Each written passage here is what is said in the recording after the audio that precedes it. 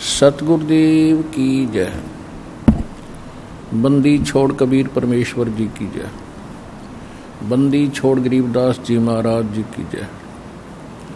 स्वामी रामदेवानंद जी गुरु महाराज जी की जय हो।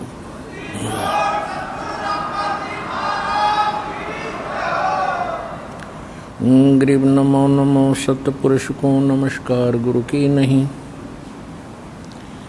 सुर नर मुनि जन साधुआं संतों सर्वस दी नहीं। सतगुरु साहेब संत सब डंडो तुम प्रणाम। आगे पीछे मध हुए तिनको जा कुर्बान। नराकार निर्विषम काल जाल वैवंदनम निर्लेपम निज निर्गुणम अकल अनुवेशोन्दनम। सोहम सुरति समाप्तम सकल समाना निर्तल। उज्ज्वल हिरंबर हरदमम बेपरवा अथाह वार पारनी मध्यतम। ग्रीब जो सुमरै सिद्ध होई गणनायक गलताना। करो अनुग्रह सोई पारस पद परवाना। आदि गणेश मनाऊं गणनायक देवन देवा। चरण कमल लो लाऊं आद्यंत करूं सेवा। परम शक्ति संगीतम रिद्धि सिद्धि दाता सोई। अवगत गुण अतीतम सत्य पुरुष निर्मोही। जगदम्बा जगदीशम मंगल रूप मुरारी। तन मन अर्पों शीसम भक्ति मुक्ति भंडारी। सुर नर मुनि जन ध्यावें ब्रह्मा विष्णु महेशा। शेष सहस मुख गावें पूजे आदि गणेशा। इंद्र कुबेर सरीखा वरुण धर्म राय ध्यावें। समर्थ जीवन जी का मन इच्छा फल पावें। 33 कोटि अधारा ध्यावें 88।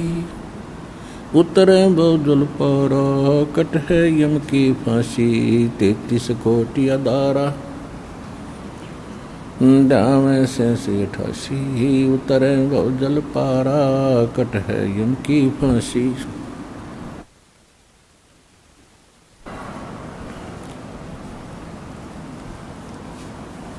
कर जोरूं विनती करूं धरूं चरण पर शीस। गुरु जी राम देवानंद जी महाराज ने दियो नाम बख्शीस। कोटि कोटि सजदा करूं कोटि कोटि प्रणाम। चरण कमल में राखियो मैं बंदी जाम गुलाम।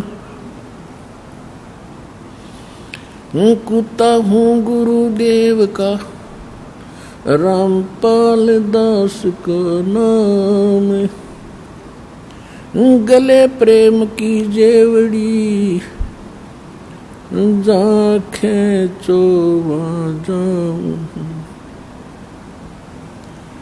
तो करो तो बावड़ो।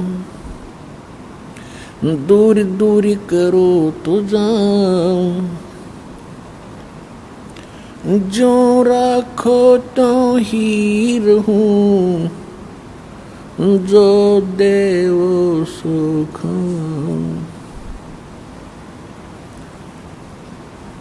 जय इब के सतगुरु मिले सब दुख आँखों रोए।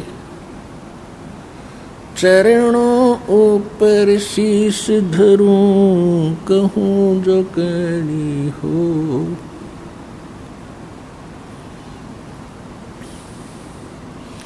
कबीर गुरु जी मिल लेंगे पूछेंगे कुशलात। आदि अंत की सब कहूँ अपने दिल की बात गुरु जी तुम ना भूलियो, चाहे लाख लोग मिल जाएं, हमसे तुमको बहुत है, तुमसे हमको नहीं। अवगुण किए तो बहुत किए, करत न मानी और, बावे बंदा बख्श दियो, बावे गर्दन उतार। अवगुण मेरे बाप जी, बख्शो गरीब नवाज, जो मैं पूत कुपूत हूँ, बोहर पिता को लाज। परम पिता परमात्मा पूर्ण ब्रह्म सारी सृष्टि के रचनार कबीर परमेश्वर जी, कबीर परमात्मा जी की असीम रजा से आप सभी पुण्यात्माएं सत्संग सुनने के लिए उपस्थित हुए। जिन पुण्यात्माओं पर विशेष रजा परमेश्वर की होती है, वही ऐसे समागमों पर पहुंच पाते हैं, और जो बहुत ही अच्छी पुण्यकर्मी प्राणी होते हैं।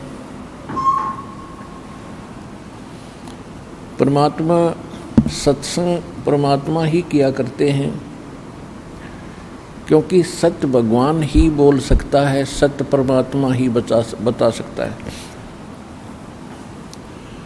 जीव सत्य असत्य का निर्णय नहीं कर सकता, तो सत्य अविनाशी होता है, अटल होता है। सत्य साहिब भी अटल होता है। सत्य साहिब माने अविनाशी परमात्मा। वो अविनाशी परमात्मा कौन है? आज तक हमें इसी बात का निर्णय प्राप्त नहीं हुआ था कि कौन परमात्मा है जो अविनाशी है।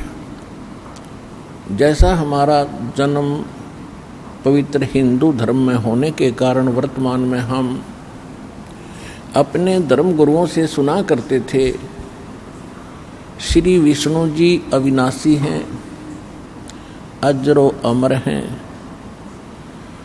और जो शिव जी के उपासक होते थे, शिव जी जिनका इष्ट होता था, वे कहते थे शिव जी सर्वेश्वर हैं, महेश्वर हैं, सब देवों के देव हैं, सबकी सृष्टि स्थिति और संहार करने वाले यही हैं। यही तीन रूप धारण कर लेते हैं, ब्रह्मा विष्णु और शिव का। ये अजरो अमर है। कोई ब्रह्मा जी को सृष्टि का कर्ता बताता था, उत्पत्ति कर्ता बताता था, और ब्रह्मा जी ही तीन रूप धारण करता है, शिव और विष्णु का और ब्रह्मा का। तो ये हम सुनकर संतुष्ट हो चुके थे कि सचमुच ऐसा ही होगा, क्योंकि एक झूठ को 100 बार सुनने के बाद वो सत्य प्रतीत होने लग जाती है। और हमने तो ये लाखों बार सुन रखी थी, हमारे लिए तो फाइनल हो गया था। कोई ये कहने वाला नहीं था कि ब्रह्मा विष्णु महेश नासवान है। तो ये जो ज्ञान किसने दिया था? ये हमारे धर्म गुरुओं ने दिया था। तो यदि हम ये सोचें कि जीव सत्य असत्य का निर्णय कर सकता है, तो इसी उदाहरण से आप आसानी से समझ सकते हो कि जीव सत्य असत्य का निर्णय नहीं कर सकता। ऋषि महर्षियों के हम ऐसे ऐसे चमत्कार भी सुना करते थे, जैसे अगस्त ऋषि ने 7 समुद्रों को एक ही चुल्लू में ऐसे करके और पी लिया था। 7 समुद्र खाली हो गए थे। तो हम इसको क्या समझेंगे कि अगस्त ऋषि एक बड़े महापुरुष और परमात्मा प्राप्त व्यक्ति थे, ऋषि थे। फिर हम क्या सुनते थे कि श्री कृष्ण जी ने गोवर्धन पर्वत को उठा लिया था, गिरिराज को, छोटी तर्जनी उंगली पर। तो हमारे लिए फाइनल हो गया था कि जो इतने बड़े पहाड़ को उठा सकता है तो ये परमात्मा फाइनल है। तो इन बातों से परमात्मा की परिभाषा हम जो सुना करते थे हमारे लिए अंतिम हो चुकी थी। और परमात्मा के अभिधान में, सूक्ष्म वेद में और सभी इन सदग्रंथों में, पवित्र पुराणों में, पवित्र वेदों में, पवित्र श्रीमद् भगवद गीता में आज हमने क्या पढ़ा? जो हमारे शिरोधार्य सदग्रंथ थे और सत्य, बिल्कुल सत्य सदग्रंथ थे, उनमें हमने आज क्या पढ़ा? श्री देवी भागवत पुराण, देवी पुराण, गीता प्रेस गोरखपुर से प्रकाशित, सचित्र मोटा टाइप। इसके 123 पृष्ठ पर स्वयं भगवान विष्णु कह रहे हैं, अपनी माता दुर्गा की वो स्तुति कर रहे हैं, प्रशंसा कर रहे हैं, महिमा गा रहे हैं। तुम शुद्ध स्वरूपा हो, ये सारा संसार तुम्ही से उद्भासित हो रहा है। मैं ब्रह्मा, विष्णु जी कह रहे हैं, मैं ब्रह्मा और शंकर, ये सब आप ही की कृपा से हम विद्यमान हैं। हमारा आविर्भाव माने जन्म और तिरोभाव माने मृत्यु होता है। हम नित्य नहीं हैं, हम अविनाशी नहीं हैं। और आप नित्य हैं, प्रकृति देवी है। शंकर भगवान कहते हैं कि हे माता, जब सबसे पहले ब्रह्मा, विष्णु जी और ब्रह्मा जी जब आपसे उत्पन्न हुए हैं, तो क्या मैं तमोगुणी लीला करने वाला शंकर आपका पुत्र नहीं हुआ? फिर क्या कहते हैं कि हम तीनों गुणों युक्त, हम केवल तीनों गुण युक्त, हम केवल नियमित कार्य ही कर सकते हैं। इससे कितनी बात सिद्ध होगी? एक तो ब्रह्मा विष्णु महेश नासवान है, और जो हम सुना करते थे इनके कोई माता पिता नहीं है, ये भी सिद्ध हो गया कि दुर्गा इनकी माता है। पिता हम दूसरे कहीं और से आपको प्रमाणित करेंगे कि इनका पिता कौन है। शिव पुराण के अंदर रुद्र संहिता अध्याय 4 से लेकर 6 तक स्पष्ट कर दिया है कि ये दुर्गा जो है, ये अष्टंगी, ये काल रूपी ब्रह्म, जो ब्रह्मा विष्णु महेश का पिता है, ये दुर्गा का पति है। ये काल भगवान है, काल भगवान।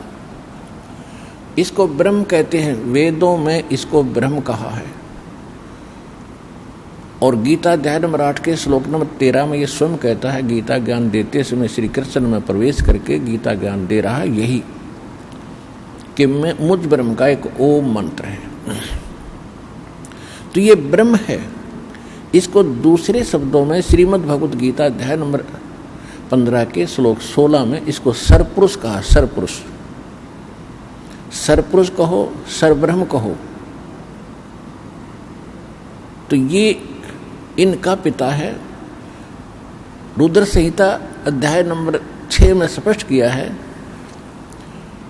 कि काल रूपी ब्रह्म, यानी इस काल से इसको सदाशिव भी कहा है। और दुर्गा के संयोग से श्री विष्णु जी का जन्म हुआ। और इसी प्रकार ब्रह्मा जी कह रहे मेरा जन्म भी इन्हीं दोनों से हुआ, दुर्गा से और काल से।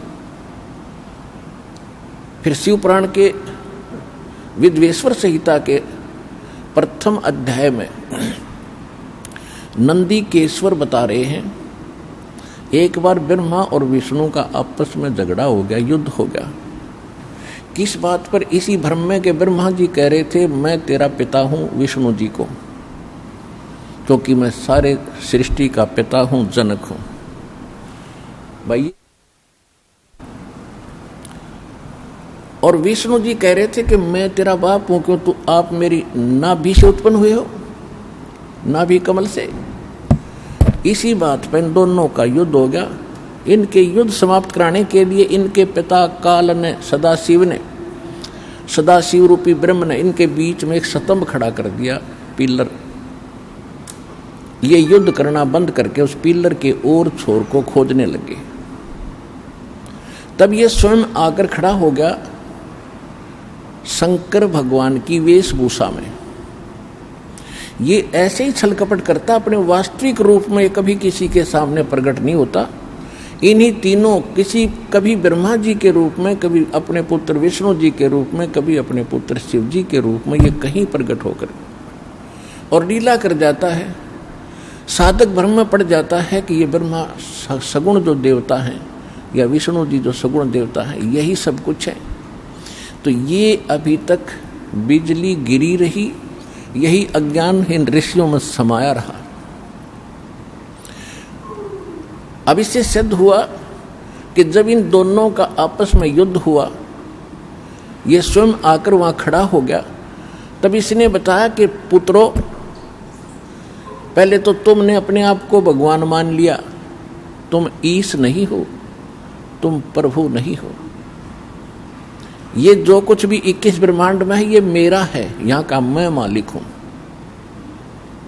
और तुमने तपस्या करके मुझसे ये 2 जॉब प्राप्त किए हैं, 2 विभाग।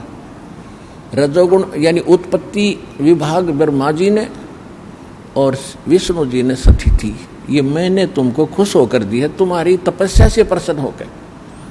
और इसी प्रकार रुद्र और महेश को भी मैंने ही ये 2 कृत दिए हैं। इससे सिद्ध होगा बोलने वाला इन चारों से अलग है, 5वां। तो पुण्यात्माओं, अब सिद्ध हो गया कि ब्रह्मा विष्णु महेश इनका पिता है ये काल रूपी ब्रह्म, और ये कभी किसी के सामने नहीं आता। और इनकी माता है दुर्गा। तो ये हमारे जो धर्म गुरु थे आज तक हमें ये बता नहीं सके, और हमारे सदग्रंथों में विद्वान, कमाल की बात ये है जो हमारे सिलेबस में लिखा है और हमारे टीचर हमें पढ़ा रहे हैं कि ये बुक श्रोधार्य है और ये सिलेबस आपका, और मैं इसी से पढ़ा रहा हूँ। तो हमने उनको पढ़ा भी होगा तो हमारी समझ में नहीं आया, क्योंकि हमारे पास वो सत्य ज्ञान नहीं था जो गॉड गिवन है। क्योंकि सत्य परमात्मा ही दे सकता है और जीव सत्य असत्य का निर्णय नहीं कर सकता। और फिर देवी पुराण के अंदर वही सचित्र मोटा टाइप गीता प्रेस गोरखपुर से प्रकाशित के 414 पृष्ठ पे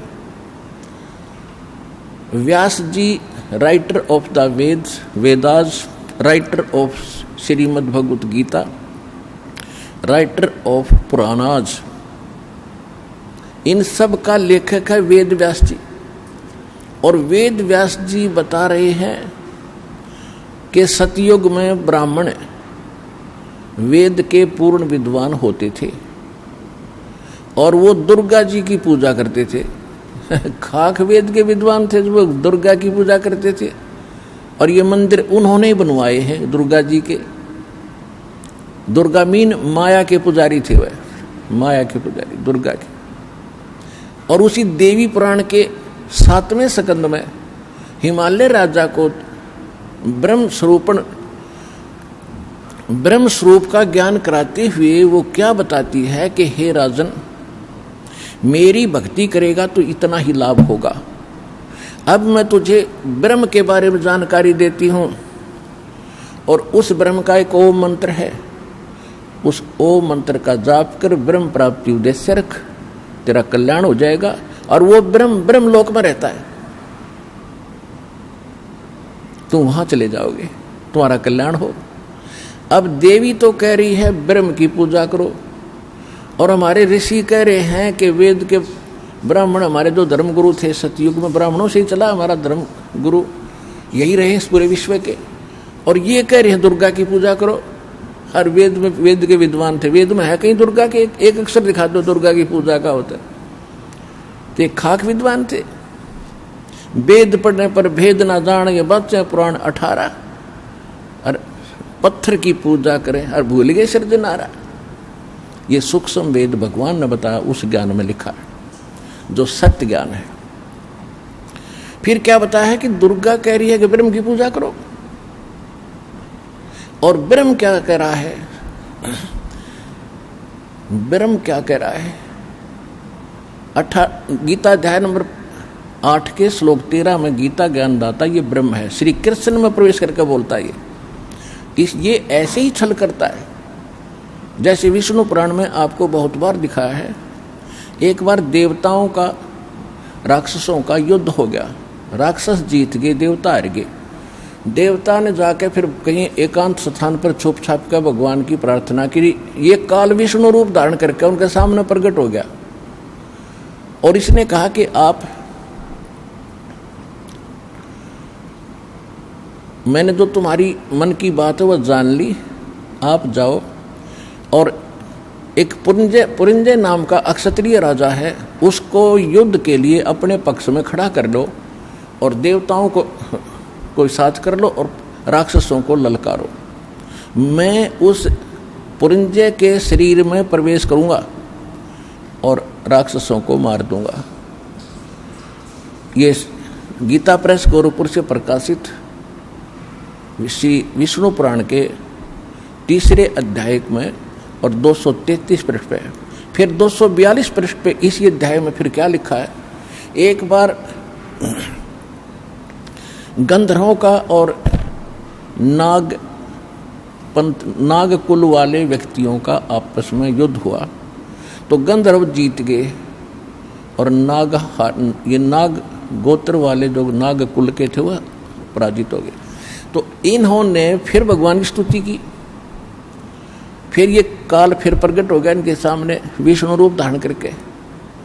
इसने कहा कि तुम जो मानधाता का पुत्र है पुरुकुत्स, उस पुरुकुत्स ने या तैयार करो युद्ध के लिए, अपने पक्ष में खड़ा कर लो, फिर मैं उसमें प्रवेश करूंगा और फिर गंधर्व न मार दूंगा, नाश कर दूंगा। ऐसा ही कर दिया।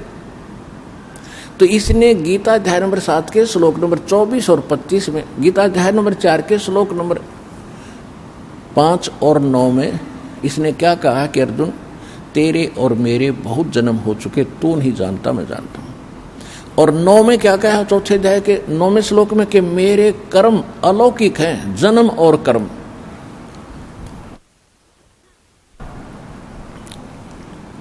अब इसके कर्म अलौकिक कैसे हैं?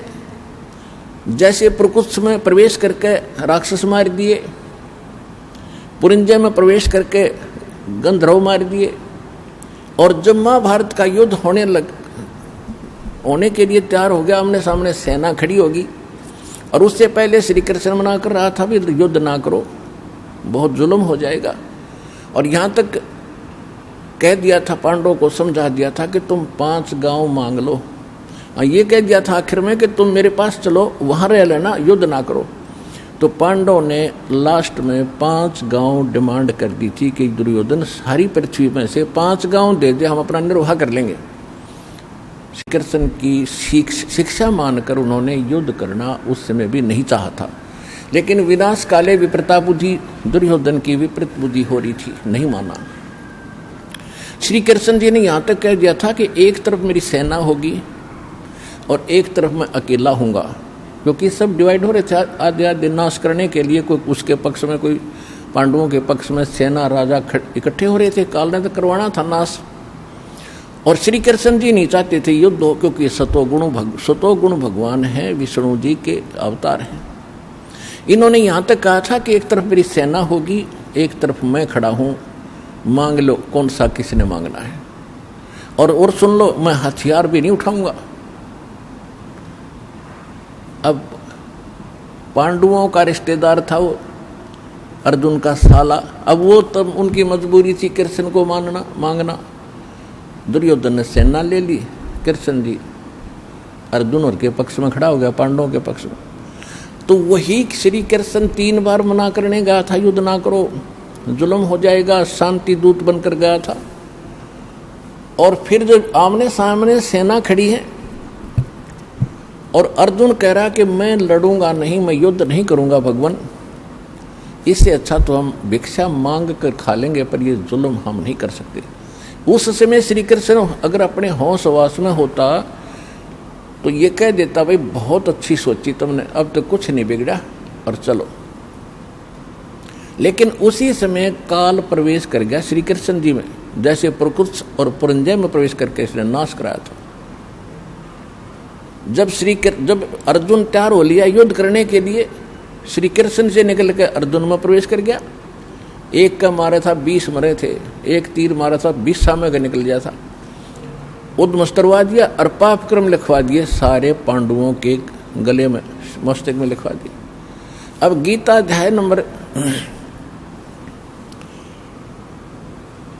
अध्याय नंबर 7 के श्लोक 24 और 25 में ये स्पष्ट कर देता है कि मैं अव्यक्त रहता हूं, मैं कभी किसी के सामने प्रकट अपने वास्तविक रूप में समक्ष नहीं आता, मैं अपनी योग माया से छुपा रहता हूं। और ये जो सामने देख रहे हैं मुझे कृष्ण मान रहे होंगे, क्यों कृष्ण में बोल रहा था, कृष्ण जी का स्पीकर यूज कर रहा था मुख। तो ये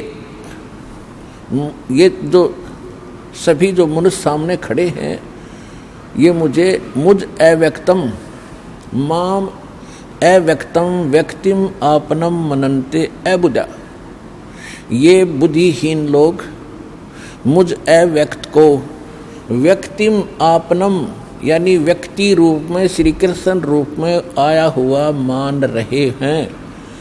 मैं कृष्ण नहीं हूं, ये मेरा अटल और अनुतम अवय सिद्धांत है। अनुतम माने घटिया, अवय माने अटल अविनाशी, ये सदा बना रहेगा।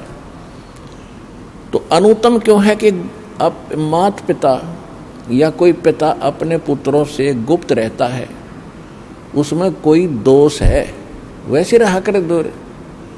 जैसे आम आदमी का करें भाई कोई गलती हो जाए तो भाई मैं तो मुंह दिखाने जोगा नहीं रहा, तो ये मुंह दिखाने जोगा नहीं रह रहा, इसने ऐसी गलती कर रखी। और ये 1 लाख मानव श्रीधारियों को खाता हमें और पालता है, ब्रह्मा जी के द्वारा पलवाता है, विष्णु जी हमें यहाँ रोक के रखता है, और शिव जी काट के 1 लाख को वहाँ भेज देता, कारण कुछ भी बनाता है। ये तीनों भी दुखी हैं इस कृत्य से, लेकिन ये इसके विवश है। अब जो प्रसंग चल रहा है हम उसी पर आते हैं। तो ये क्या कहता है, जो गीता ज्ञान दे रहा है, गीता अध्याय नंबर 11 के श्लोक नंबर 32 में स्वयं कहता है कि मैं काल हूं अर्जुन। और अर्जुन पूछ रहा कि हे महानुभाव आप कौन हो? कृष्ण जी का तो कृष्ण जी तो अर्जुन के साले थे, और साले को नहीं पहचान रहा, आप कौन हो? मैं आपको पहचान नहीं पा रहा हूं। तब इसने कहा कि मैं काल हूं और अभी परिवर्त हुआ हूं, अभी आया हूं मैं, और तू ना लड़ेगा तो भी मार डालूंगा इन सबको, ये सब मैंने मारने हैं। तो पुण्यात्माओं, श्रीमद् भगवद गीता का ज्ञान ये काल भगवान दे रहा है, जो श्री ब्रह्मा विष्णु महेश का पिता है। और अब जो प्रसंग चल रहा है कि वेद व्यास जी कह रहे हैं कि सतयुग के ब्राह्मण बड़े वेदों के विद्वान, पूर्ण विद्वान थे और दुर्गा की पूजा करते थे। दुर्गा कह रही है कि ब्रह्म की पूजा करो। अब ब्रह्म क्या कह रहा है? अब ब्रह्म क्या कह रहा है? ब्रह्म कह रहा है कि गीता अध्याय नंबर 2 के श्लोक 12 में, गीता अध्याय नंबर 4 के श्लोक 5 और 9 में, गीता अध्याय नंबर 10 के श्लोक नंबर 2 में प्रथम तो स्पष्ट कर देता है कि अर्जुन तेरे और मेरे बहुत जन्म हो लिए, तू नहीं जानता मैं जानता हूं। मेरे कर्म और जन्म अलौकिक है। सिद्ध हो गया कि ये तो नाशवान है। अब ये कहता है कि मेरी भक्ति करोगे तो मुझे प्राप्त होगे। 8वें अध्याय के 5 और 7 मंत्र में ये गीता ज्ञानदाता कहता है कि मेरी भक्ति करो तो मुझे प्राप्त होगा। अपना मंत्र बता रहा है 8वें अध्याय के 13वें श्लोक में, ओम इति एकाक्षरम ब्रह्म व्यवहारण माम अनुसमरण ये परियाति तजन देहम सयाति परमाम गतिम। मुझ ब्रह्म का केवल एक ओम अक्षर है, इति, बस यही। और अंतिम सांस तक इसका सिमरण करता हुआ जो प्राप्त कर शरीर त्याग कर जाता है तो ओम से मिलने वाली परम गति को प्राप्त होता है। ओम से परम गति कौन सी प्राप्त होती है? जैसे आपको बताया था श्री देवी पुराण में 7वें स्कंद में और 652 पृष्ठ पे हिमालय को उपदेश देते हुए दुर्गा जी कह रही है, क्या कह रही है कि ब्रह्म का जाप करो, ओम का जाप करो, ब्रह्म प्राप्ति उद्देश्य रखो, ब्रह्म लोक में चले जाओगे, तुम्हारा कल्याण हो। सीधी सी बात है। ब्रह्म ओम ब्रह्म का जाप है और ओम से ब्रह्म लोक प्राप्ति होती है। तो गीता अध्याय नंबर 8 के श्लोक नंबर 16 में कहा कि ब्रह्म लोक में गए हुए प्राणी भी जन्म मृत्यु में रहते हैं। तो इति सिद्धम के ब्रह्म के उपासक भी, क्योंकि वो भी नाशवान है, तो नाशवान के उपासक भी नाशवान ही रहेंगे, अविनाशी नहीं हो सकते, उनका पूर्ण मोक्ष नहीं हो सकता, उनका वो मोक्ष नहीं हो सकता। कौन सा? श्रीमद् भगवद गीता अध्याय नंबर 18 के श्लोक नंबर 62 में कहा कि अर्जुन तू सर्वभाव से उस परमेश्वर की शरण में जा, उसकी कृपा से तो परम शांति को, सनातन परम धाम को, शाश्वत स्थान को प्राप्त होगा। उसके विषय में ऑप्शन छोड़ दिया है चौथे अध्याय के 32 और 34 श्लोक में कि वो तत्व ज्ञान, वो परमात्मा ही स्वयं अपने मुख कमल से आकर बोलता है, वो यथार्थ ज्ञान है, वो सत्य ज्ञान है, वो सत्संग है। और उसमें विस्तार के साथ आध्यात्मिक यज्ञों यानी धार्मिक अनुष्ठानों की जानकारी विस्तार से दी गई है, वो तत्व ज्ञान है। उस तत्व ज्ञान को तू तत्वदर्शी संतों के पास जाकर समझ, उनको दंडवत प्रणाम करके विनम्रतापूर्वक प्रश्न करने से वो तत्व ज्ञान का उपदेश करेंगे। इति सिद्धम के गीता जी के अंदर वो ज्ञान नहीं है जो तत्व ज्ञान, वो इससे हटकर है। और इससे यह भी सिद्ध है कि गीता ज्ञानदाता भी उस तत्व ज्ञान से अपरिचित है। गीता अध्याय नंबर 15 के श्लोक नंबर 4 में कहा है कि जब तत्वदर्शी संत और तत्व ज्ञान प्राप्त हो जाए उसके पश्चात परमेश्वर के उस पर परम पद की खोज करनी चाहिए, जहां जाने के बाद साधक फिर लौटकर कभी संसार में नहीं आते। और जिस परमेश्वर ने सब ब्रह्मांडों की संसार रूपी वृक्ष की रचना की है और केवल उसकी ही शरण में रह उसी की भक्ति कर, तो गीता ज्ञानदाता ने फाइनल कर दिया कि वो परम अक्षर ब्रह्म की भक्ति कर, वो पूर्ण परमात्मा की भक्ति कर। अब गीता अध्याय नंबर 7 के श्लोक नंबर 29 में गीता ज्ञानदाता बता रहा है कि जो मैंने ज्ञान दिया है कि तत्वदर्शी संत की खोज कर लो, और जो मेरे इस ज्ञान का आश्रय कर लेता है वो जरा और तो वो व्यक्ति जो जरा और मरण से छूटने के लिए प्रयत्नशील हैं। जरा माने वृद्धावस्था के दुख और मरण माने मृत्यु के कष्ट से जो परिचित हो चुके हैं, वो उन जो इससे छूटने के लिए ही भक्ति कर रहे हैं, यत्नशील हैं, वो तत्ब्रह्म को और सारे अध्यात्म को और सभी कर्मों को जान चुके हैं, वो उससे परिचित हैं। जब यहाँ के पूरे अध्यात्म से हम परिचित हुए और यहाँ के जो इन कर्मों से हम परिचित हुए, कितने भयंकर दुख हम भोग रहे हैं, तो आज हम क्या चाह रहे हैं?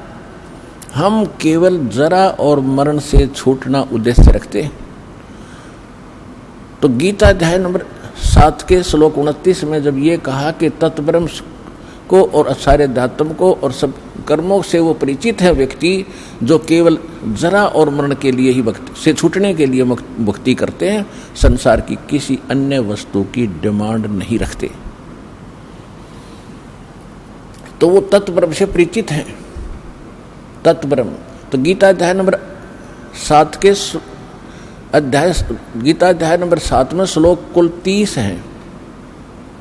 29 में आपको बता दिया। 30 में इसने ये कहा कि जो मेरे तक सीमित है वो मुझे ही जानते हैं और किसी के तक उनकी बुद्धि जाती नहीं, क्योंकि उनको तत्वदर्शी संत नहीं मिला।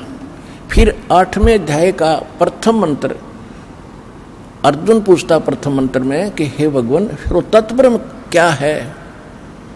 वो तत्ब्रह्म क्या है? कौन है वो तत्ब्रह्म? 8वें अध्याय के 3 श्लोक में गीता ज्ञानदाता ने कहा कि वो परम अक्षर ब्रह्म है।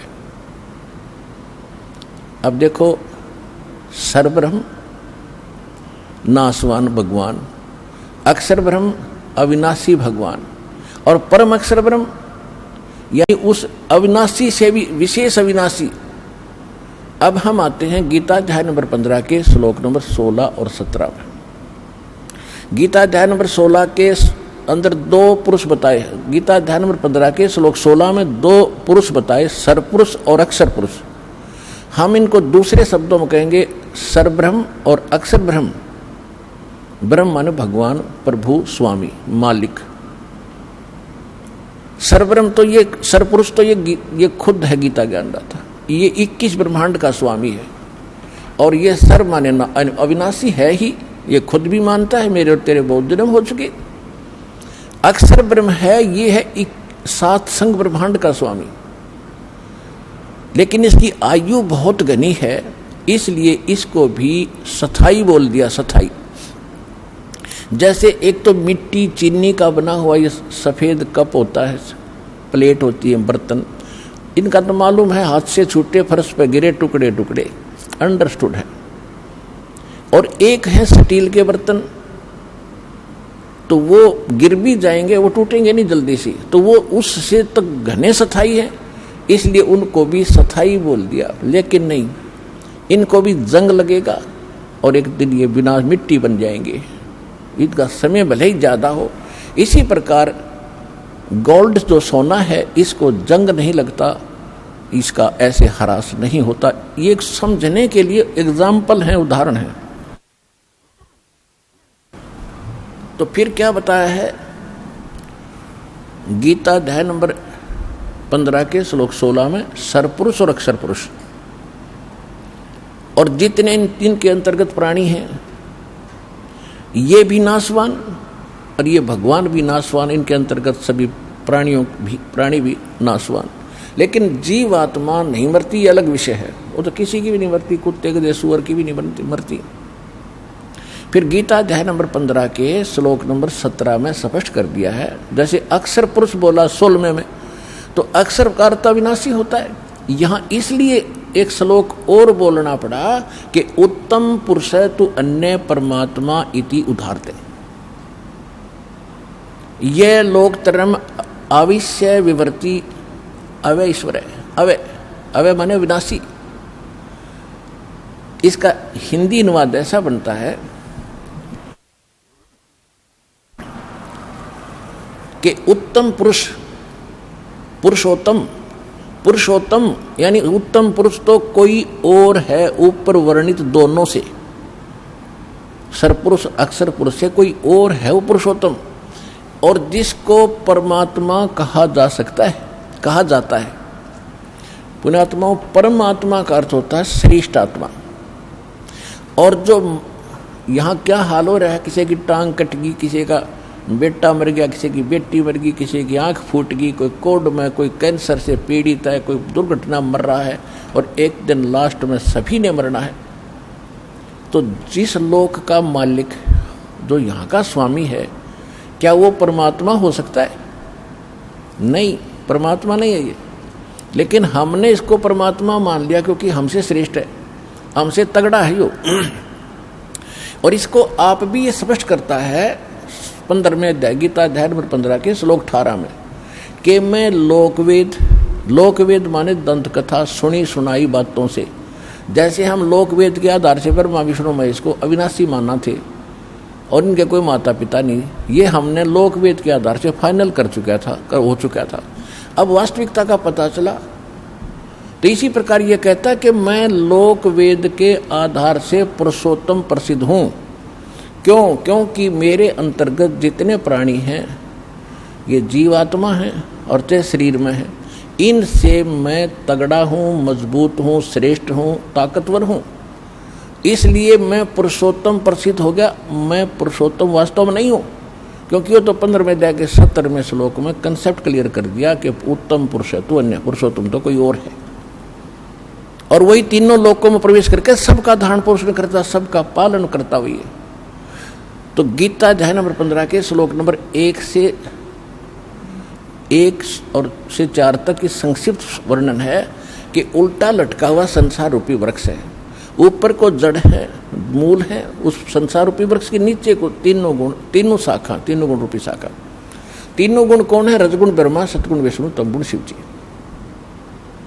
मार्कंडेय पुराण गीता प्रेस गोरखपुर से प्रकाशित 123 पृष्ठ पर स्पष्ट लिखा, सचित्र मोटा टाइप में, कि ये 3 रजोगुण प्रधान ब्रह्मा जी, सतोगुण प्रधान विष्णु जी, तमोगुण प्रधान शिव जी हैं, और यही 3 देवता हैं और यही 3 गुण हैं। ये देवता कहो चाहे न 3 गुण कहो। तो इसमें क्या बताया है कि ऊपर को जो जड़ है संसार रूपी वृक्ष की, वो तो पूर्ण परमात्मा है। ऊपर को जड़ है, नीचे को तीनों गुण रूपी शाखा है, ये संसार रूपी वृक्ष है। और जो संत इस सभी वृक्ष के सभी विभाग बता देगा भिन्न भिन्न, वह वेदवित है, वो तत्वदर्शी संत है। तत्वदर्शी संत की पहचान भी बता रखी। तो परमेश्वर ने 600 वर्ष पहले कबीर भगवान ने आकर और ये सत्संग किया था, ये सत्य ज्ञान दिया था। आज हमारी गीता और वेदों और पुराणों में जो सत्य मिला है, अक्षर पुरुष एक पेड़ है, सरपुरुष वाकी डारे, तीनों देवा शाखा है, भाई पाते रूप संसारे। परमेश्वर ने, कबीर भगवान ने, अल्लाहु अकबर ने। कौन कबीर भगवान? हम सुल्तानी नानक तारे दादू को उपदेश दिया, जात जुलाहा भेद न पाया, वो काशी माहे कबीर हुआ। अनंत कोट ब्रह्मांड का एक रति नहीं भारे, सतगुरु पुरुष कबीर है, ये कुल के सिरजनहारे।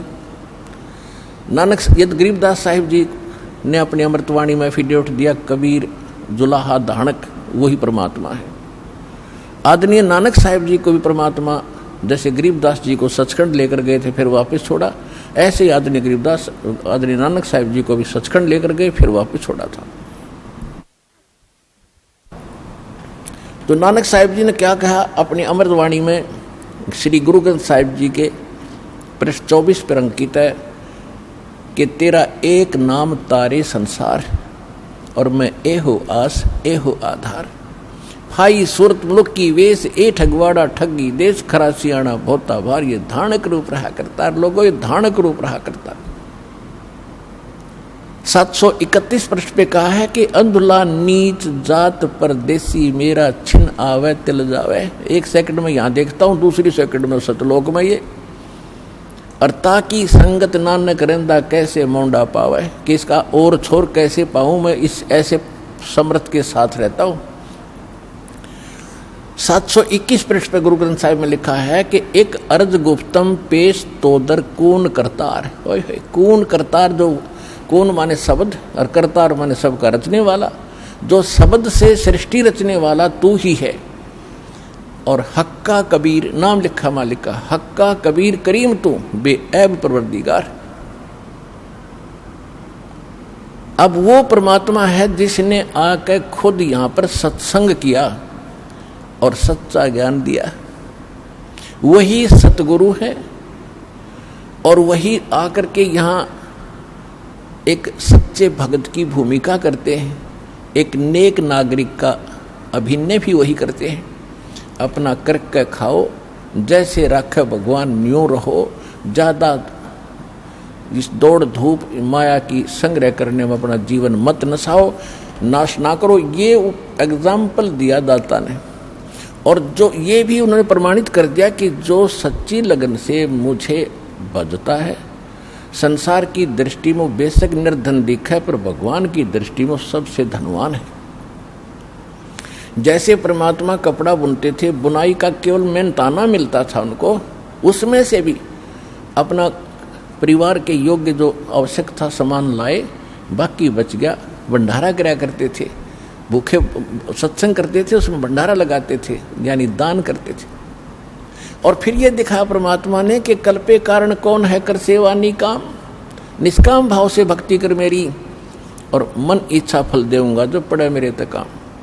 जब मेरे सतर का काम आओगा जब देखना बेटा तेरी कैसे मदद करूंगा, पर सच्चे दिल से तू मेरे साथ लगा रहे।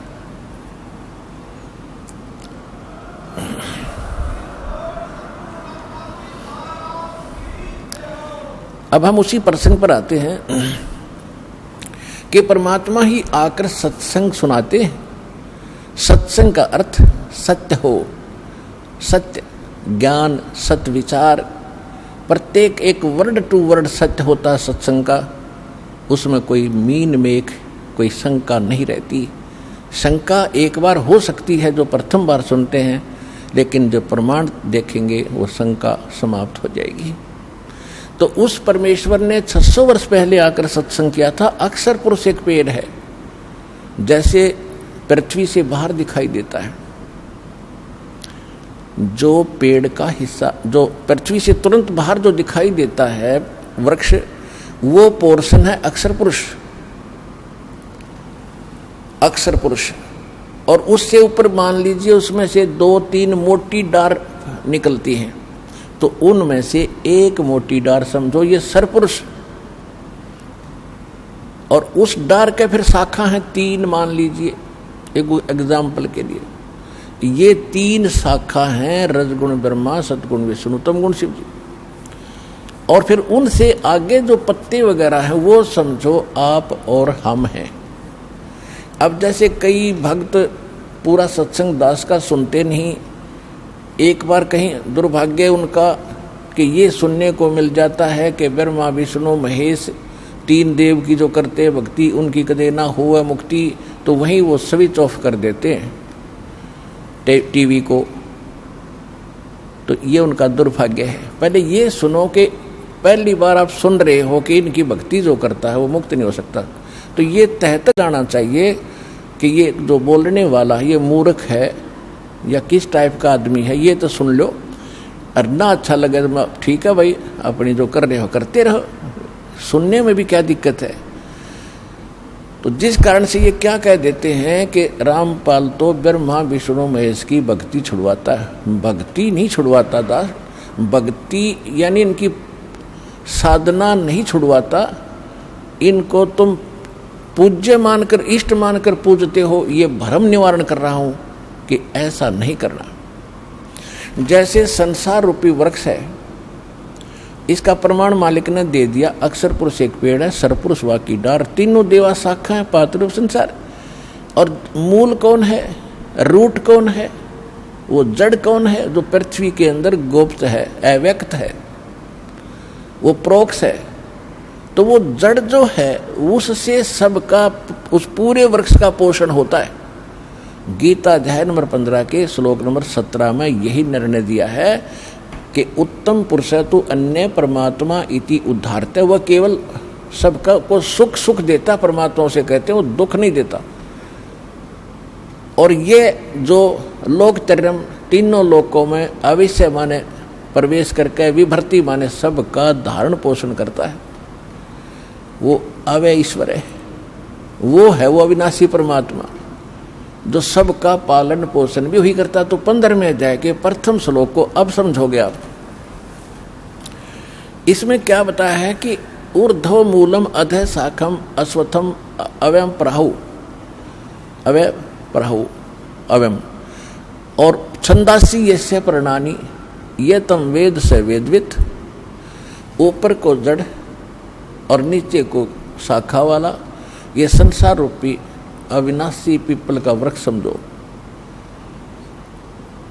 और इसके जो विभाग हैं, छंद हैं, पत्ते आदि इसके छंद विभाग हैं। इनको सभी को जो जानता है तत्व से, वो तत्वदर्शी संत है, यानी वो वेद का के तात्पर्य को जानने वाला, ज्ञान के जानने वाला। तो इससे सिद्ध हो गया कि जैसे कोई कहते हैं कि भी रामपाल तो ब्रह्मा विष्णु में इसकी पूजा छुड़वाता है, इनकी भक्ति बंद कराता है। भक्ति देखो, एक तो होती है साधना और एक होती है पूजा।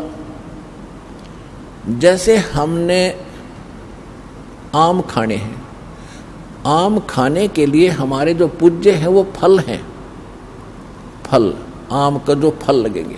तो हम पौधा लाएंगे या कोई बीज बोएंगे, तो सबसे पहले बीज हम गड्ढा खोद के उसमें डालेंगे मिट्टी में, फिर उसकी सिंचाई शुरू करेंगे, फिर अंकुर निकलेगा। तो उसको हम जड़, उसकी जड़ नीचे होता है, जैसे हम कहीं नर्सरी से भी लाते हैं पौधा, तो लगा के उसको गड्ढे में, तो सिंचाई जड़ की करते हैं और शाखा ऊपर आती है। ये शाखा है ब्रह्मा विष्णु महेश तीनों शाखा, और हम फिर पात रूप में हैं। तो मूल रूप में पूजा करनी है, तो इष्ट रूप में पूजा करनी है मूल की, और मूल मालिक कौन है? वो परम अक्षर ब्रह्म है। ऊपर को जड़ है, जिसकी जड़ रूपी जो भगवान है वो है हमारा पूज्य। तो हमने उस इष्ट की पूजा करनी पड़ेगी। गीता अध्याय नंबर 3 के श्लोक 10 से लेकर 15 में एक निर्णायक ज्ञान दिया है। कहते प्रजापति ने सबसे पहले प्रजा को उत्पन्न करके ये कहा था कि तुम धार्मिक अनुष्ठान शास्त्र अनुकूल विधि से भक्ति करके इन देवताओं को उन्नत करो, और ये बड़े हुए देवता तुम्हें उन्नत करेंगे, तुम्हें फल देंगे। और जो ऐसा नहीं करता तो वो तो अपराधी व्यक्ति है, जो दान धर्म नहीं करता, भगवान ने उसको दे रखा है, उसमें से दो दान नहीं करता, वो चोर है भगवान का। फिर इसमें यह भी स्पष्ट किया है कि जो सर्वगतम ब्रह्म यानी परम अक्षर ब्रह्म है ना, वो ही इन सब में पूज्य है, प्रतिष्ठित है। सभी धार्मिक अनुष्ठानों में उसको इष्ट रूप मान के उसकी तब पूजा करो, उससे तुम्हारे शास्त्र अनुकूल शास्त्र विहित कर्म बनेंगे, और उन कर्मों का तुम्हें फल मिलेगा। उन कर्मों का फल कौन देगा? जब पेड़ बड़ा हो गया, आपने पूजा करी मूल की, सिंचाई करी जड़ की, और पेड़ बड़ा हो गया आम का, तो टहनियों के पर फल लगेंगे।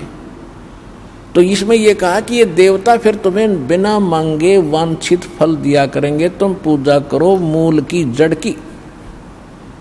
यानी शास्त्र अनुकूल साधना करने से आपके भक्ति कर्म सही बनेंगे।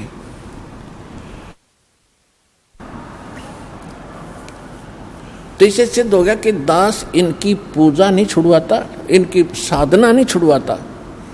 अब कोई मूर्ख कहेगा कि बेटा नहीं काट दो पेड़ की, जड़ जड़ में पूजते रहो, ये कोई हो सकता है? तो ये हम यहाँ जहाँ रह रहे हैं, ये ब्रह्मा विष्णु महेश यहाँ के प्रधान हैं, और ये सदा बने रहेंगे। ये मृत्यु को प्राप्त हो जाएंगे नहीं। ब्रह्मा विष्णु महेश मंत्री ये अपनी दुर्गा से पैदा करके तैयार रखता है, कोमा में रखता है उनको, और युवा जब ब्रह्मा की मृत्यु होने को होती है, दूसरे को उठाकर युवा स्थिति में उनको रख देता है। विष्णु की मृत्यु निकट आती है तो पहले पैदा कर लेता अपनी दुर्गा से, और एक लड़के को कोमा में रखता है, उसको विष्णु शकल में उत्पन्न होता है, वो उसको वहाँ बैठा देता है। ऐसे शंकर की उत्पत्ति करता है। तो जो प्रसंग चल रहा है उसी पर आते हैं कि अब गीता ज्ञान दाता भी नाशवान और अक्षर पुरुष भी नाशवान, केवल परम अक्षर ब्रह्म है, वो वास्तव में अविनाशी परमात्मा है, और वही यहां आकर के यथार्थ ज्ञान प्रदान करता है।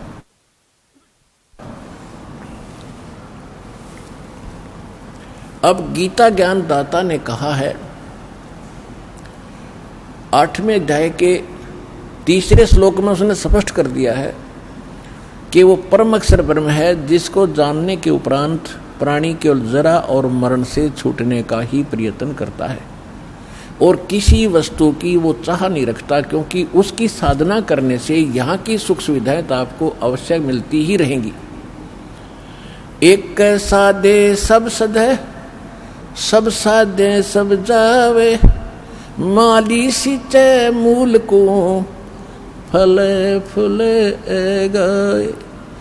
अब दास ये कहना चाहता है, परमात्मा ने ये बताया कबीर भगवान ने कि पौधे के जड़ को पूजने से, सींचने से सारा ही काम सद जागा, सफल होगा। एक कै साधे सब सदे, और सब साधे सब जावे। तो परमात्मा ने ये बताया था कि आप जी ब्रह्मा विष्णु महेश को इष्ट मानकर इनकी पूजा करने लगे, तुमने मूल की पूजा त्याग दी जो भगवान पूर्ण है। वो स्वयं आप पे अपनी महिमा आप पर बताने आते हैं और तो सत्य कोई ज्ञान रख ही नहीं सकता। तो उन्होंने क्या बताया है कि तुम आप ऐसे करो, इन ब्रह्मा विष्णु महेश को पूज रहे हो, ऊपर को जड़ कर ली, टहनी गाड़ दी गमले में यानी गड्ढे में, तो तुम्हारा भक्ति रूपी पौधा यानी धार्मिक तो तुम्हारे शुभ संस्कार भक्ति कर्म के वो नष्ट हो गए, वो कामयाब नहीं होते, तुम्हारा जीवन नष्ट हो जाता है। जैसे टहनी गमले में गाड़ने से और मूल जड़ ऊपर करने से पौधा नष्ट हो जाता है, ऐसे आपकी शास्त्र विधि ताकर मनमाना आचरण करने से आपकी भक्ति नष्ट हो जाती है। श्रीमद् भगवद गीता अध्याय नंबर 15 के श्रीमद् भगवद गीता अध्याय नंबर 16 के श्लोक 23 और 24 में स्पष्ट किया है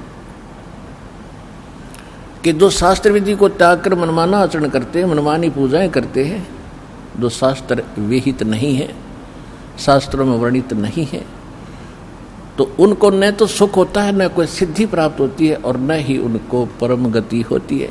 और इन तीन वस्तुओं के लिए ही हम भक्ति करते हैं कि यहाँ भी हमें राहत मिले, हमारे अंदर परमात्मा की ऐसी ताकत आवे, सिद्धि आवे, ताकि हम यहाँ से चलें जब सतलोक सीधे जाएं, को रोक ना सके, हमारी गति हो। और यहाँ पर भी क्योंकि भगवान की भक्ति से हमारे अंदर सिद्धि आ जाती है, जो किसी भूत प्रेत पितर देव का कोई प्रकोप हम पर असर नहीं करता है, तो वो सिद्धि इसलिए हमारे अंदर संग्रहित रहनी चाहिए। हम उसको दुरुपयोग करते रहे, दुरुपयोग करके हम मोक्ष से वंचित हो जाते थे, तो इसलिए हमने अपना टैर पंचर करना नहीं है। कैसे करते रहे, थोड़ी बहुत कोई जंतर मंतर किया, किसी को आशीर्वाद दे दिया, किसी को बद्दुआ दे दी, तो दोनों से आपकी वो भक्ति जो सिद्धि आपके अंदर वो खत्म होने लगी। यहाँ प्रभुता तो खूब हो जाती है ऋषि में ऋषियों की, लेकिन भविष्य उनका माइनस हो जाता है। तो यह बताया है कि जो शास्त्रानुकूल साधना करते हैं उन्हीं को सब सुख प्राप्त होता है। और उसके लिए गीता अध्याय नंबर 16 के श्लोक 24 में यह भी स्पष्ट कर दिया कि शास्त्र ही इसका आधार मानना, कौन से भक्ति क्रम करने योग्य हैं, कौन से ना करने योग्य हैं। तो शास्त्र यानी सदग्रंथ कौन से हैं? फिर सदग्रंथ दास बहुत बार आपको बता चुका है, फिर भी बताते रहते हैं, क्योंकि नए नए भक्त आते हैं और ये परमात्मा की महिमा पुराणों को भी सुननी पड़ती है। पुराने जो ओल्ड भक्त हैं, बहुत पहले के लगे हुए हैं, उनके लिए भी ज्ञान सुनना अनिवार्य है, क्योंकि उसको ज्ञान यज्ञ का लाभ मिलता है। तो ये कौन से सदग्रंथ प्रमाणित है हमारे लिए? वैसे तो सभी धर्मों के जो सदग्रंथ हैं वो आदरणीय हैं। जैसे ये 3 पुस्तकों का, 3 किताबों का संग्रह बाइबल, जैसे जबूर, तौरात और इंजिल का संग्रह, तीनों का ये बाइबल है। और पवित्र बाइबल, पवित्र कुरान शरीफ या मजीद, ये एक ही हैं। कुरान शरीफ को हो चाहे कुरान मजीद को हो, सिर्फ अंतर अक्षर का है।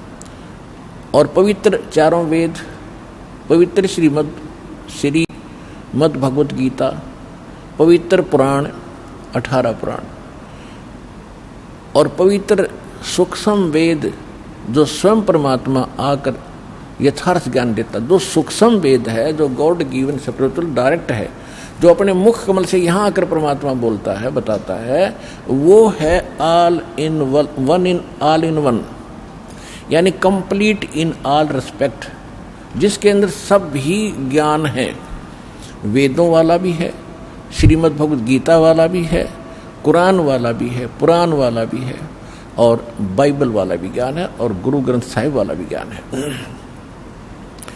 तो कहने का भाव ये है कि जो सूक्ष्म वेद है वो तो कंप्लीट इन ऑल रिस्पेक्ट है, और वो भगवान आकर बोलता है, वो सत्य ज्ञान सत्संग होता है। फिर भी उस ज्ञान को आज हम नहीं मान रहे थे कि वो कौन सा ज्ञान है। वो जो गीता अध्याय नंबर 4 के श्लोक नंबर 32 में कहा है कि परमात्मा सच्चिदानंद घन ब्रह्म इन्होंने ये गलती कर रखी है अनुवादकों ने गीता में 4 अध्याय के 32वें श्लोक में इन्होंने ब्रह्मण्य शब्द का अर्थ गलत कर दिया, वेद कर दिया। और यही ब्रह्मण्य शब्द है 17वें अध्याय के 23वें श्लोक में गीता में, वहां इन्होंने सही अनुवाद किया। ब्रह्मण्य माने सच्चिदानंद घन ब्रह्म, यानी परम अक्षर ब्रह्म की जो भक्ति करने के लिए उसको 3 मंत्र का जाप है, ओम तत्सत। तो यहाँ 4 अध्याय के 32वें श्लोक में जब वापस हम आते हैं तो ये ब्रह्मण्य का अर्थ हमने यहाँ पर सच्चिदानंद घन ब्रह्म करना पड़ेगा। इन्होंने अर्थ गलत कर दिया, क्योंकि ब्रह्म माने भगवान और वेद माने उसका संविधान। अब राजा और उसका संविधान 2 हैं। राजा तो एक चेतन है और उसका संविधान जो है वो एक जो उसके नियम है। तो कहीं पर अगर राजा की महिमा हो और कोई अज्ञानी वहाँ उसका राजा के स्थान पर वेद लिख दे, वेद की वाणी नहीं, वो राजा का वचन है वहाँ पर।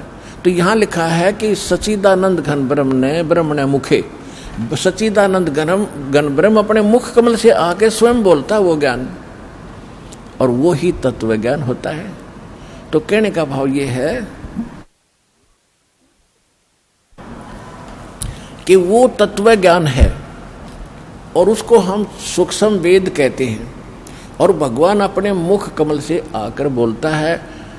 ऋग्वेद मंडल नंबर 9 सूक्त 96 96 के मंत्र 17 से लेकर 20 तक स्पष्ट कर दिया है कि वो परमात्मा जब शिशु रूप धारण करके धीरे धीरे बड़ा होता है तो अपनी लीला करता हुआ वो अपने मुख कमल से कबीर वाणी से, वो कबीर परमात्मा अपने कबीर वाणी के द्वारा लोकोक्तियों के माध्यम से, दोहों के माध्यम से, चौपाइयों के माध्यम से अपने तत्व ज्ञान को उच्चारण करके ऊंचे ऊंचे स्वर में बोलता, गरज गरज के।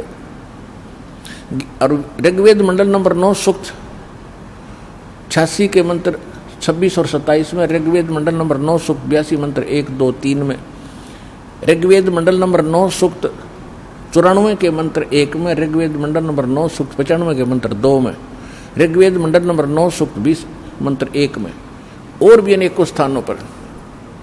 इसमें इसका सारा सारांश यह है कि परमात्मा ऊपर रहते हैं। ऋग्वेद मंडल नंबर 9 सूक्त 54 और मंत्र 3 में ये सब का सारांश यह है कि परमात्मा ऊपर रहते सतलोक में, सह शरीर मनुष्य सदृश शरीर में, देखने में राजा की तरह बैठे हैं, सिर पर मुकुट है और ऊपर छत्र है भगवान के। वहाँ से जो तत्व ज्ञान देने के लिए नीचे आते हैं, अच्छी आत्माओं को मिलते हैं, सह शरीर आते हैं और एक कवि की तरह आचरण करते हुए घूमते फिरते हैं, अपने मुख कमल से वाणी बोल बोल के वो सबको सुनाते हैं और भक्तिकरण की प्रेरणा करते। वो कबीर वाणी कहलाती है, वो कबीर वाणी। और वो परमात्मा गुप्त मंत्र, भक्ति के गुप्त मंत्र जो किसी भी अन्य जो सदग्रंथ प्रचलित होते उनमें नहीं होते, उनको भी सार्वजनिक करते। अपने आत्माओं, एक मुसलमान बच्चे ने, क्योंकि ये सभी बच्चे समझदार होते जा रहे हैं, उसने खुद आकर बताया, जी मैं बचपन से ही कुरान शरीफ को सिरोधार्य मानता रहा हूँ, और जब मैंने प्रथम नाम मिला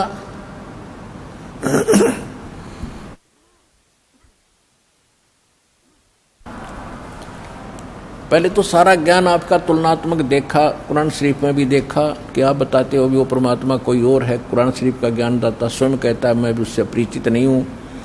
तो मैं प्रभावित होकर दीक्षा ली। जब मैंने सेकंड नाम लिया तब मेरा चांदना और रोशनी हुई हृदय में। उसने बताया कि इस कुरान शरीफ के अंदर एक सुरह नाम की सूरत है, सुरा, और 42 नंबर है। उसकी प्रथम आयत में लिखा है 3 मंत्र जो गीता अध्याय नंबर 17 के श्लोक नंबर 23 में कोड वर्ड है। उसमें तो एक सार्वजनिक है ओम, इसमें तीनों गुप्त हैं, आन सीन काफ। तो मुझे जब दूसरा मंत्र मिला तो तब ईद में ध्यान गया कि एन सीन काफ, एन, तो जो ए शब्द है ये उस 3 मंत्रों में से जो प्रथम मंत्र है ओम, तो ए इसका प्रथम मंत्र है, एन ओम हो गया यो।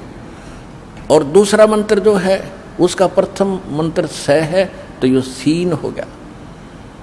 और तीसरा विलय सार शब्द होगा, इसका मन अभी तक पता नहीं, पर ये कन्फर्म हो गए दोनों कि ऐन सीन का प्रथम आयत में।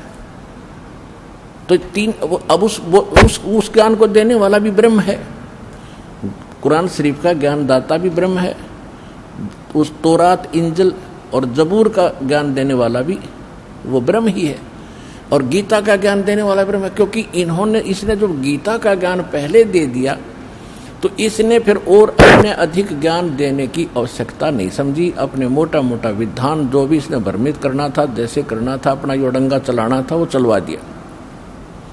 तो गीता में यो बहुत पहले ज्ञान बोल चुका था, और वेदों का ज्ञान पहले सार्वजनिक हो चुका था। तो कहने का भाव दास आपको ये बताना चाहता है कि ये जो सदग्रंथ अपने हैं, अब इनमें सबसे मूल है वो तत्व ज्ञान जो भगवान स्वयं आकर बताता है। आज के सत्संग का विषय यही था कि सत्संग परमात्मा ही कर सकता है। सत्य माने सच्चा, सच का जो साथ है, सत्य का जो ज्ञान है, भगवान बिना कोई दे नहीं सकता।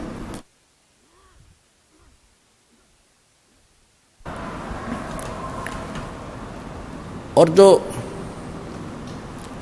जैसे चारों वेद थे, परमात्मा ने सबसे पहले प्रथम बार इसने पूरा कंप्लीट ज्ञान दिया था इस सरब्रह्म यानी ब्रह्म के अंतःकरण में, अपने वहाँ सतलोक से फैक्स कर दिया था, और इसने निर्धारित समय कर दिया। जैसे मालिक का विधान है, जैसे विधान है कि बच्चा 9 महीने के बाद माँ के गर्भ से बाहर आएगा ही आएगा, कोई रोक नहीं सकता। ऐसे ही परमात्मा ने इसके अंदर फैक्स कर दिया था। जब ब्रह्मा विष्णु महेश थोड़े जवान हुए, उस समय इसके श्वासों से वो बाहर निकल गया, अपने आप इस ब्रह्म के श्वासों से बाहर निकला। जैसे कंप्यूटर से बाहर डाउन बाहर आ जाते फटाफट प्रिंट हो गए, ऐसे मालिक ने बटन दबा दिया, वहीं से ये फटाफट बाहर आए सारे वेद। इसने देखा सामने, उसमें सारा ज्ञान भगवान के बारे में जानकर, इसने ये जुल्म किया कि जो परमात्मा के मूल मंत्र थे, मूल ज्ञान था, वो इसने नष्ट कर दिया, और भगवान के डर से ये 4 वेद यानी इतना रख लिया। अब उस जो इसने यथार्थ ज्ञान भक्ति थी वो नष्ट कर दिया, उसकी पूर्ति के लिए परमात्मा को आना पड़ता है। जो वेद इसने रखे हैं शेष वो ठीक है। यदि इन पंडितों ने हमारे धर्मगुरुओं ने कोई बीच में गड़बड़ी कर दी होगी, वो अलग बात है, वो पड़ी रहेगी। क्योंकि हमारे पास कंप्लीट स्पिरिचुअल नॉलेज विद प्राप्त है, तो हमने उसकी भी गणेश की जरूरत नहीं रही। क्योंकि उसको सहयोग इसलिए लेना पड़ता है इस यथार्थ ज्ञान को यथार्थ ही रूप में आपको समझाने के लिए कि ये सत्य है जो भगवान ने 600 वर्ष पहले स्वयं मालिक ने कबीर भगवान आकर बोला था ये कबीर वाणी में। तो आज आपके वेद भी बता रहे हैं, जैसे भी बचे खुचों को आप सत्य मान रहे थे, उसमें भी यही वर्णन है।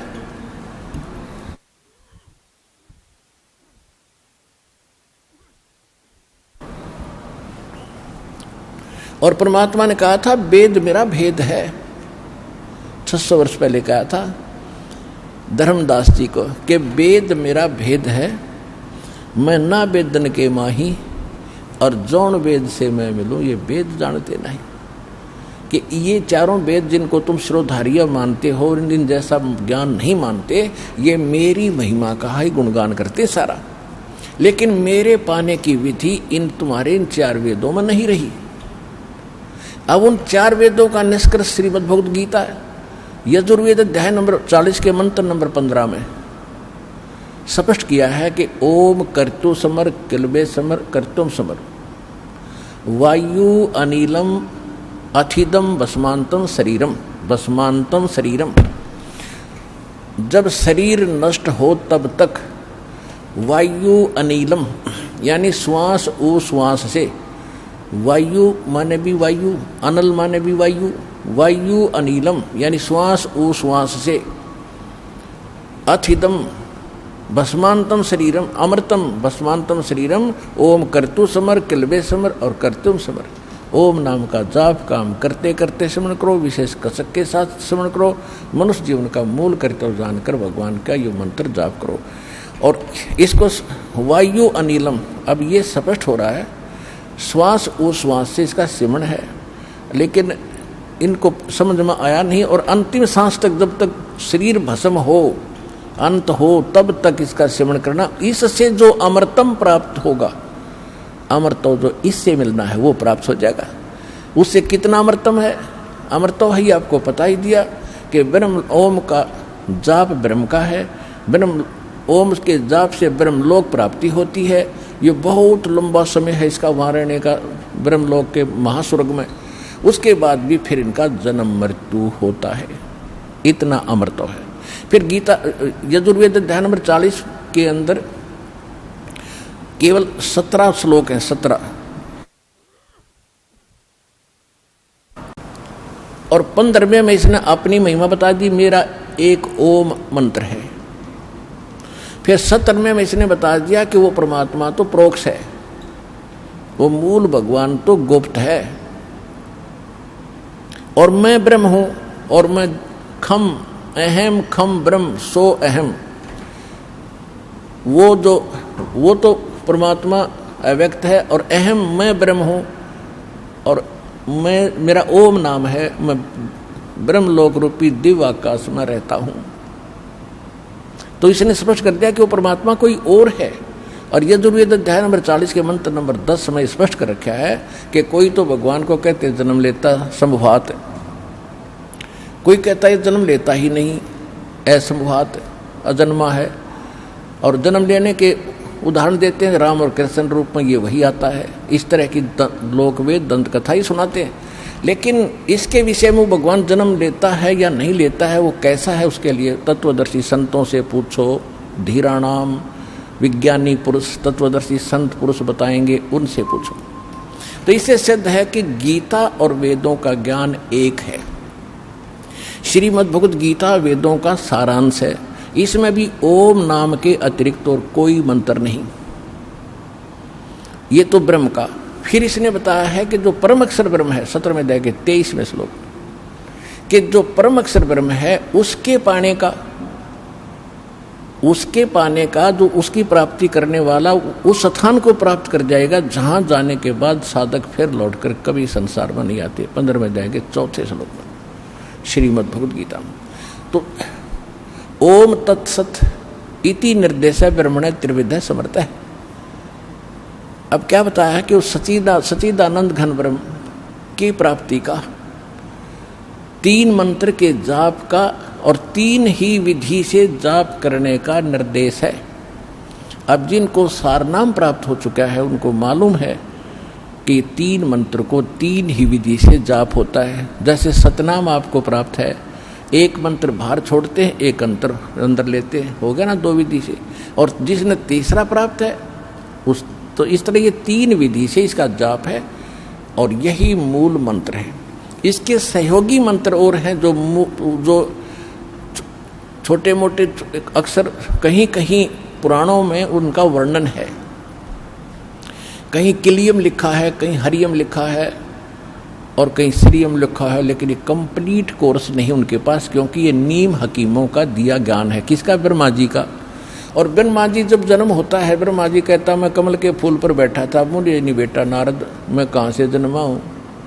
तो वो कैसे कंप्लीट नॉलेज रख सकता है ब्रह्मा जी? ब्रह्मा जी का दिया ज्ञान, चारों 18 पुराण बने उसी ज्ञान के आधार से।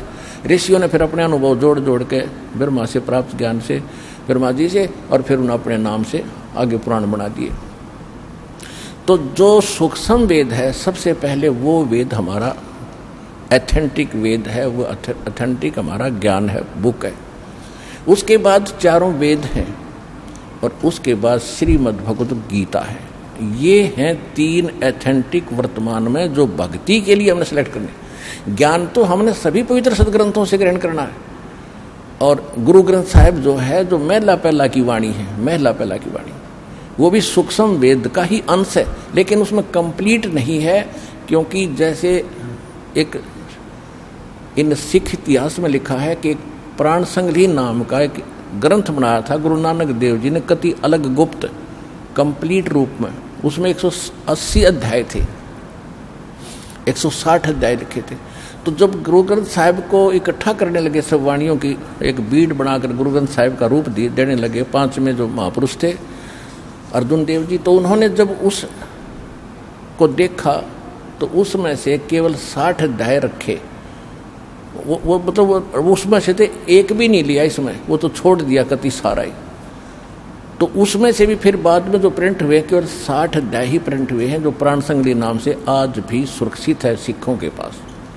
लेकिन गुरु ग्रंथ साहिब में नहीं लिया। क्यों नहीं लिया? कि उसमें एक यूं मंत्र था सतनाम और सारनाम का। सारनाम तो संकेतिक था, सतनाम सीधा लिखा था 2 अक्षर का।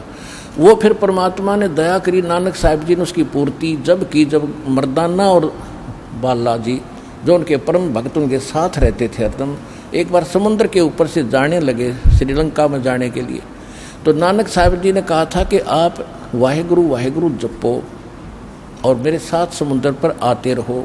ऐसे चल पड़े समुद्र पर जैसे थल पर चलते हैं। तो वो नानक साहिब जी वो 2 अक्षर का मंत्र उच्चारण करके जाप करने लगे।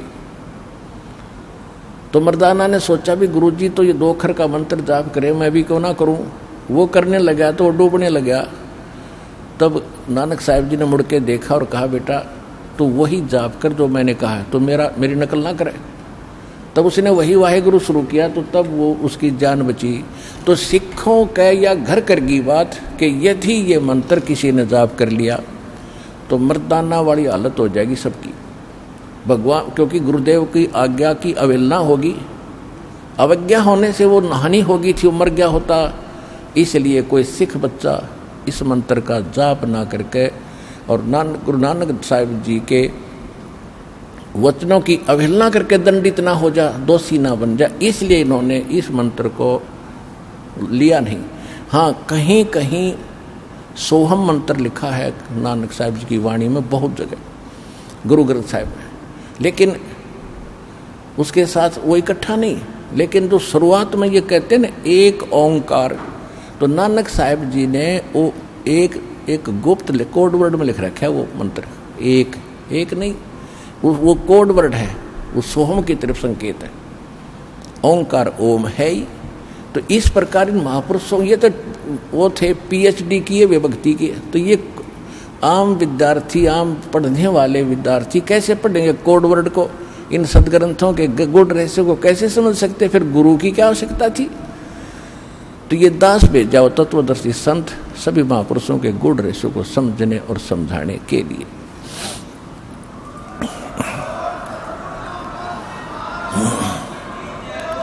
तो प्रसंग तो चल रहा है कि हमारे एक तो सदग्रंथ सबसे पहले सुख संवेद, फिर गुरु ग्रंथ साहिब और नानक साहिब जी की जो लीला में लिखा है कि वो मंत्र जाप करते, फाइनल हो गया कि नानक साहिब जी का मोक्ष पूरे सिख समुदाय मानता है। और सभी ये आराधा स्वामी पंथ निकला ही गुरु ग्रंथ साहिब को पढ़कर इन्होंने अलग से अपनी खिचड़ी पकाई है। और ये नाम गलत जाप करते हैं और नानक साहिब जी को मुक्त मानते हैं कि तो महापुरुष थे, ये पूर्ण मोक्ष हुआ है। तो इनका मोक्ष हुआ किस मंत्र से है? तो उसी मंत्र से अपना मोक्ष होगा, बात बनाने से नहीं हो सकता। उसके साथ साथ ये 2 अक्षर का मंत्र है, इसी का जाप किस किस ने किया? नामा छिपा ओम तारी पीछे सोहम भेद विचारी, सार शब्द पाया जद लोई, आवागवन बहोर ना होई। अब जो प्रसंग थोड़ा सा रह गया बीच में, 8वें अध्याय के 5 और 7 मंत्र में गीता ज्ञानदाता ब्रह्म कहता है कि मेरी भक्ति कर मुझे प्राप्त होगा और युद्ध भी करना पड़ेगा, काम भी कर और मंत्र भी जाप कर। सूक्ष्म वेद भी इसका संकेत करता है कि यहाँ जब तक आप हो, नाम उठत नाम बैठत नाम सोत जागबे, नाम खाते नाम पीते नाम सेती लागबे। गीता अध्याय नंबर 8 के और श्लोक नंबर 5 और 7 मत इसने अपनी बता दी, मेरी भक्ति कर। 8, 9, 10 श्लोक में 8वें अध्याय के इसने कहा कि परम अक्षर ब्रह्म की जो भक्ति करता है उसको प्राप्त होता है।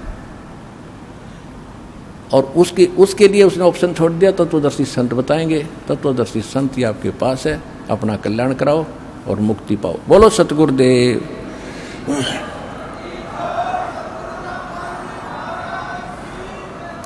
अगला सत्संग 25, 26, 27 जुलाई का 25, 26, 27 जुलाई का होगा सत साहिब।